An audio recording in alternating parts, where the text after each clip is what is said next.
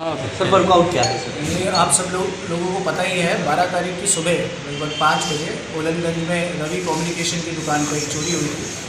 ये चोरी के बारे में जब हमें पता चला तो हमने इस पर मुकदमा पंजीकृत किया और सीसीटीवी का अवलोकन किया तो हमने पाया कि 5 लोगों द्वारा एक स्पेसिफिक मोडस ऑपरेंडी को यूज़ करते हुए, जिसमें एक कटर का यूज़ हो रहा है, चादर से दुकान को छुपा के चोरी करने का प्रयास किया गया।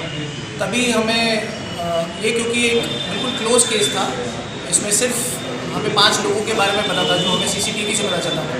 ना तो उन्होंने कोई वाहन यूज़ किया था, ना कोई मोबाइल से कोई हेल्प मिल रही थी। लेकिन फिर भी मैं कहूँगा SHO कोतवाली की कुशल लीडरशिप और हमारी टीम, जिसमें सुनील यादव ने उसको लीड किया था, उन्होंने जब इस मोडस ऑपरेंडी के बारे में और जाँच करी तो ये पूर्वी चंपारण का घोड़ा सहन करके एक जगह है, वहाँ के कुछ चोर जो पहले भी कोतवाली में 2 साल पहले चोरी कर चुके हैं, तो उसके बारे में हमने और पता करवाया। फिर हमारी टीमें, जो एक टीम पूर्वी चंपारण गई और एक टीम यहीं पे इधर ही हमारे जनपद पे काम करती रही, दोनों की टीमों का निरंतर कम्युनिकेट करते रहे और वहाँ से हमने मुखबिर से और लोकल पुलिस से हेल्प लेके हमने ट्रैक करवाया और इन्हें कल रात लगभग 9 बजे के करीब 5 में से 3 लोगों को हमने गिरफ्तार किया है। और जो 46 मोबाइल चोरी हुए थे, क्योंकि एंड्रॉयड थे, वीवो, ओप्पो, सैमसंग, डिफरेंट, उनमें से 15 मोबाइल हमें बरामद हुए हैं और 3 जो अपराधी अज्ञात थे उस टाइम पे, उनको हमने हिरासत में लिया गया। बाकी 2 को हम कोशिश कर रहे हैं जल्दी हिरासत में ले, और जितने बचे हुए मोबाइल हैं उनकी भी बरामदगी जल्द से जल्द होगी।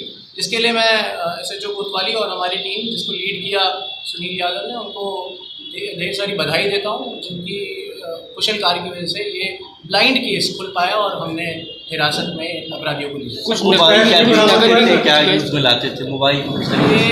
ये लोग मोबाइल को बेचते थे, और ये सिर्फ हमारे देश में नहीं है, क्योंकि पूर्वी चंपारण जो है ये नेपाल बॉर्डर के बहुत बेहद करीब है, तो ये नेपाल बॉर्डर क्रॉस करके भी मोबाइलों को बेचते थे। कुछ गैस भी बरामद हुआ है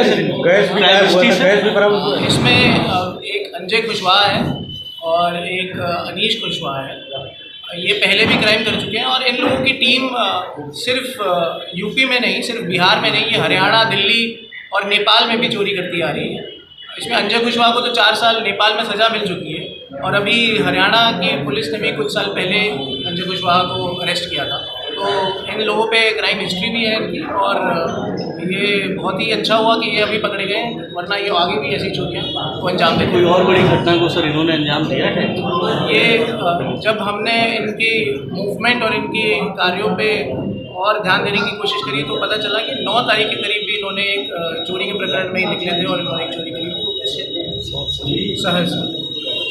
उनके काउंटर कैश भी गए थे, कैश भी कैश के बारे में हमने जब पता लगाया तो 450 रुपये हमें पता चले, जो कि रवि कम्युनिकेशन के नाम से कैश निकाला गया था। मेनली ये घड़ी और मोबाइल चोरी करते हैं और उस टाइम गले में 450 रुपये ही कैश थे। तो ये मोबाइल, जो कि 46 मोबाइल थे, जिसकी IMEI भी हमने मैच कराए और 15 जो मोबाइल हमें बरामद हुए वो IMEI मैच करेंगे। हीरो का मेन सरगना कौन? ये इनमें इसको लीड ये अंजय कुशवाहा ही करते हैं, और इन्हीं के और भी दोस्त हैं जो वहीं उसी पूर्वी चंपारण में सब मिल के रहते हैं और एक साथ टीम बना के थोड़े थोड़े टाइम बाद ये अलग अलग जनपदों में जाके चोरी को अंजाम देते रहते हैं।